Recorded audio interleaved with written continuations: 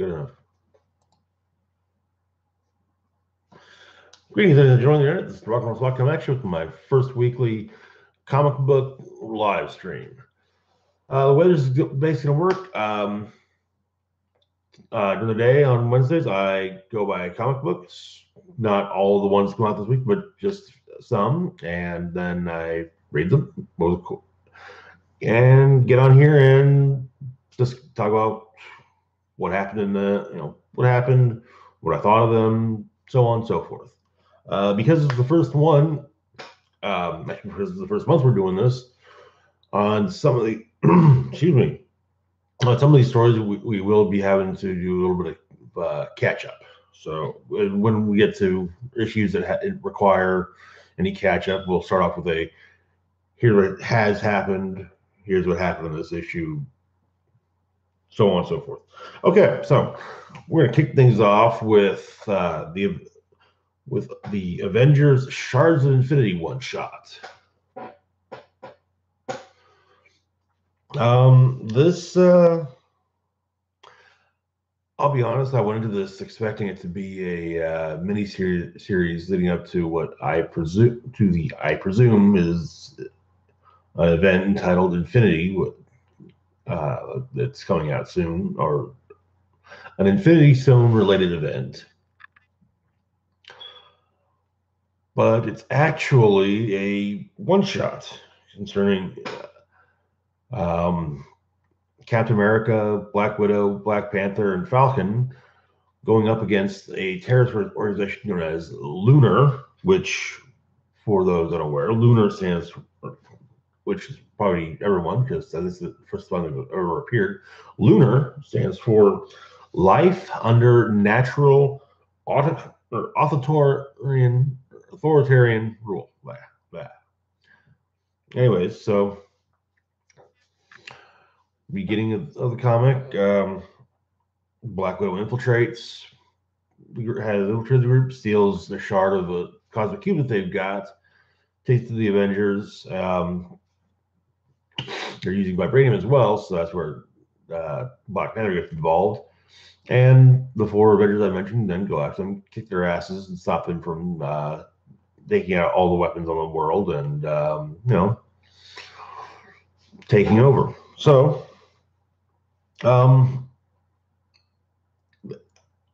honestly, this should have been a filler issue between runs of writers. It's just there. It's not bad, it's not great, but it doesn't need to be put out by itself. Anyways, next on the list is Avengers number 687, which is part 13 of the 16-part story, No Surrender. So what has happened previously? The Elder of the Universe, known as the Grandmaster, and what other Elder of the Universe, the Challenger, are playing a game against one another with the title of the Grandmaster on the line. They're using Earth as the game board, and a certain number of Avengers as obstacles for their game pieces. So Grandmaster has interpreted the rules in a different manner and placed his daughter amongst them, as masquerading as an Avenger who was there from the beginning that no one remembers. Well, she's been discovered, and the Challenger has also loosed a hidden piece of his own, the Hulk. And it's now this issue.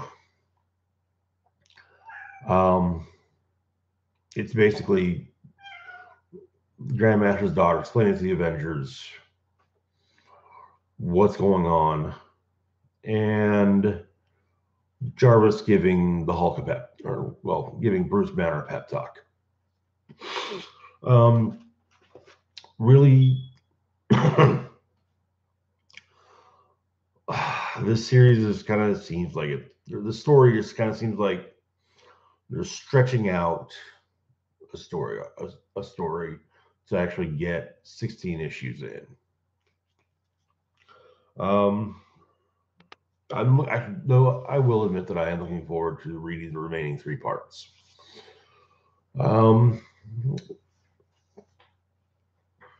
Mark Waid is, of course, great at it. He knows how to tell a story, that's for sure. But like I said, sometimes it kind of feels like the story is being just kind of stretched out, and we're seeing stuff that we normally would see glossed over because we don't really need it. Next on the list is Spider-Man number 239, part of the Sinister Six Reborn story. So what's happening in Spider-Man is Spider-Man's Uncle Aaron has reappeared in his life as part of a new version of the Sinister Six. And the two of them this iteration of the Sinister Six have decided to steal a state-of-the-art helicarrier, as they've been hired to do so.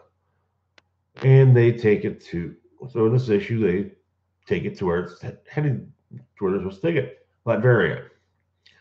Well, Miles, trying to figure out just where his uncle is, breaks into his uncle's apartment, breaks into his uncle's safe, goes through his phone and discovers that it's heading towards Latveria. So he gets the champions together. The champions and the Sinister Six duke it out. And then Lucia von Bardas, who hired them,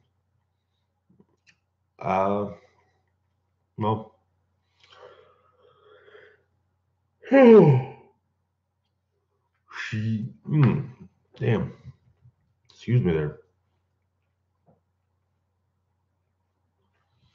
She,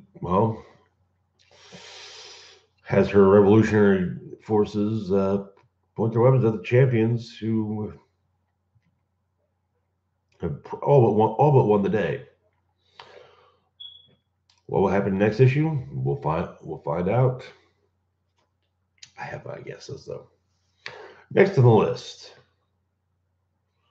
all new Wolverine number 33, Old Woman Laura Part 1.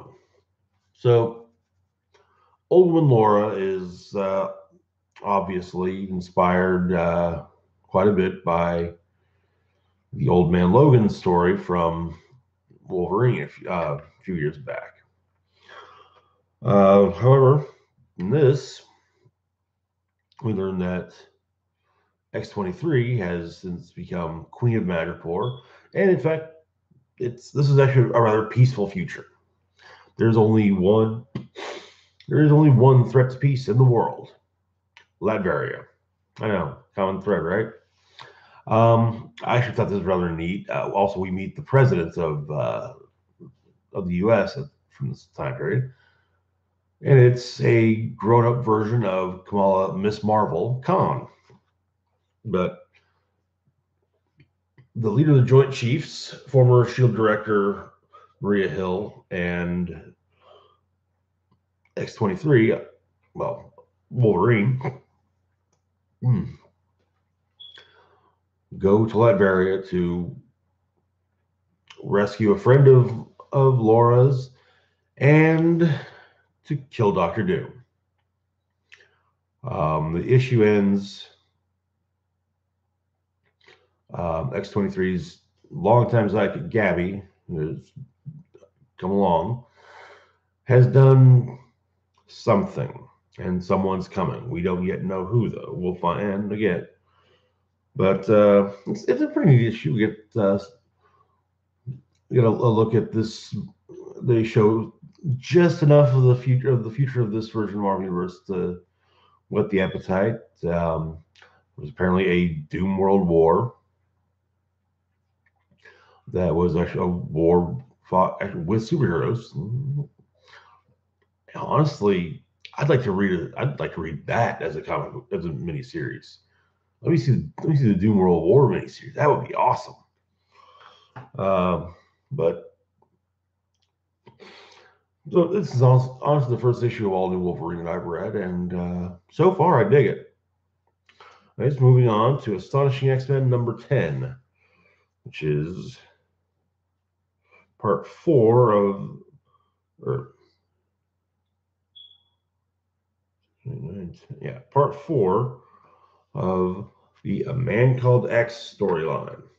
So first off, what has come before? After defeating the Shadow King in London, Phantom X came out of the astral plane, apparently with the psyche having switched psyches with Charles Xavier, whose mind was still is still in the astral plane, though his body is long dead. Doing so, Phantom X has basically switched mutant powers, which I don't think it works that way. But anyways, something else has come along with them. Proteus.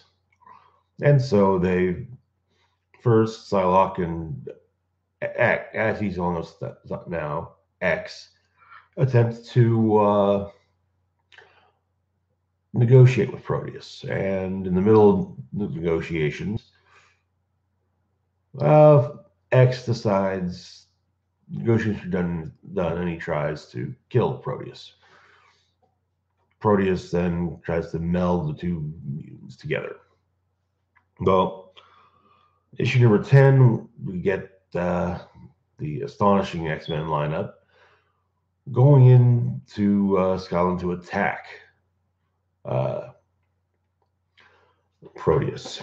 And things are interesting as we see a glimpse of how Proteus has remolded reality for this portion of Scotland, based by saying to everyone, "Hey, whatever you want, you've got it." And should be interesting to see how this story wraps up. I have a theory as to what's going to be revealed with X. I don't entirely think that it's Xavier. I'll just say that much. Finally, our sixth and final book of the week, X-Men Gold, number 25, which is part 3 of the Cruel and Unusual story arc. So, what's been happening in X-Men Gold so far? A misunderstanding with the NYPD caused by Mesmero has led to the primary lineup of the book being imprisoned. So Rogue and Iceman have put together a backup team. And it's going about as well as one can expect. Anyway, an alien god known as Scythian has come out of the negative zone and come to Earth in search of the X-Men, who just barely defeated him last time they ran into him. But so now they're here on Earth wrecking shit, and the X-Men are rather insistent with the Warden about leaving prison and going to save the world. So they meet up with the backup team and seemingly manage to save the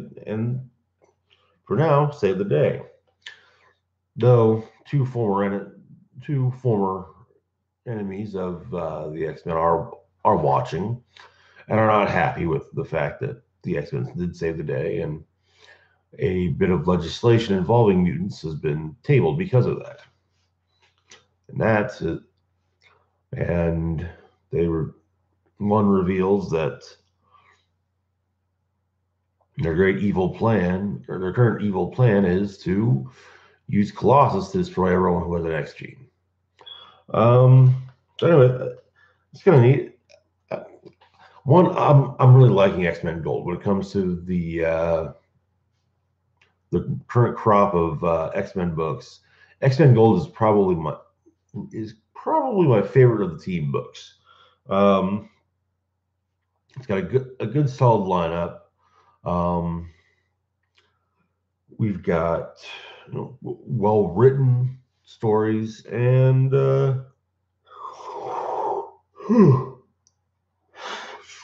excuse me. And all in all, it feels like the X-Men books I grew up reading. Yes, there is danger, but they're not too serious to not have fun. Um, it should be interesting to read the next arc, which is entitled "Till Death Do Us Part," and suppose apparently going to be the lead into the wedding of Colossus and Shadowcat. Well, anyways, that is it for this week's live stream. I'll see you guys next week. As always, don't forget to like, share, and subscribe. Hit the notification icon so you can be notified when I post videos, and feel free to like my Facebook page, follow me on Twitter, as I said, and I'll see you guys again soon. As always, live long and rock hard.